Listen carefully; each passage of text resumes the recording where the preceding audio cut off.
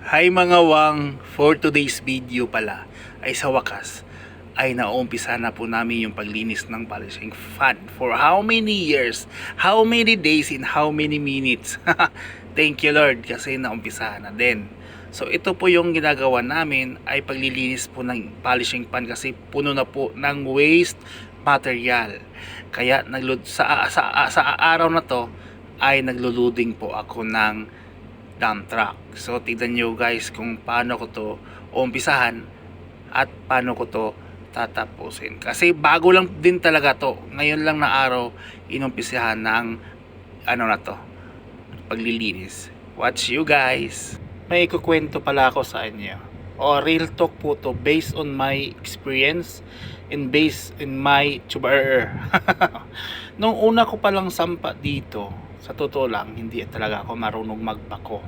Opo, nakalinis na po ako ng polishing pan last year. So nahihirapan talaga ako kung paano opening. Kasi tinanggal po namin yan, no, yung cover na yan, no, yung liner. So nahihirapan ako. So ngayon, sa awa ng Panginoon, pangalawang linis ko na to ng polishing pan, ay madali na lang talaga. Wala pang kalahating araw ay naka-loading na talaga kami. So ganyan pala, pag may diskarte talaga at saka sipag at saka talino, ay kung i-combine mo yan, ang equals dyan is successful. Opo, masipag ka, laban lang. At kung ikaw pala ay desididong matuto ng mga heavy equipment, kung papayuan ka, huwag kang magalit kasi para sa'yo yun. Huwag kang mapagmataas kasi para sa'yo yun. Tinuturuan ka nila para maging matuto ka. Tinuturuan ka nila, hindi para sa sarili nila, kundi para sa'yo. Sinishare nila yung alam nila sa ibang tao kasi desidido kang matuto. Ayan, kung desidido ka talagang matuto, ang dami talagang mga kapwa mong Pilipino na tuturuan ka ng mga diskarte nila. Oo, hindi ka nila ipapahamak.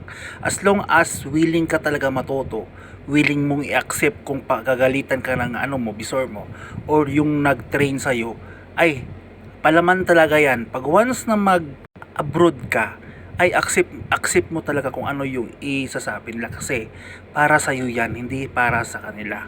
Minsan kasi kung sino pa yung tinuturuan, siya pa yung mapagmataas. Huwag baguhin mo yung ugali mo, Brad, kung ganyan.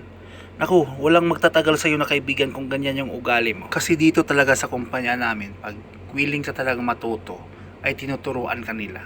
Tinuturuan ka talaga yung nakakanta. Kung sino pa yung nakakantanda dito, kung willing ka lang, tuturuan ka nila, papagalitan ka nila kung ganyan. So kung papagalitan ka nila ay accept mo yun kasi para sa iyo yun, hindi para sa kanila. Nasasabihan na nga ako dati ng bobo ka. Ang tagal-tagal mo na dito, hindi ka pa marunong. Joke lang. Hindi naman sila nagsasalita ng ganyan. Sinasabi nila na pag-iigihan mo, pag-iigihan mo yung pagtatrabaho mo. Sinasabi namin sa inyo to, hindi para sa amin, kundi para sa kinabukasan mo at para sa kaalaman mo. Sinishare namin yung natutunan namin kasi alam namin na desidido kang matuto. Kaya sinishare namin. Pero sa totoo lang, mas maganda talaga na alam mo lahat yung mga heavy equipment operator. Oo, kasi advantage sa'yo yon. Sa hindi po nakakaalam, ito po yung nililinisan namin ay cyanide. Ito po ay waste material. Kaya punong-puno na po kasi, kaya lilinisan na po namin. Ito yung sobrang tagal namin hinihintay na maumpisihan talaga kasi ang dami talagang kuskus balungos ba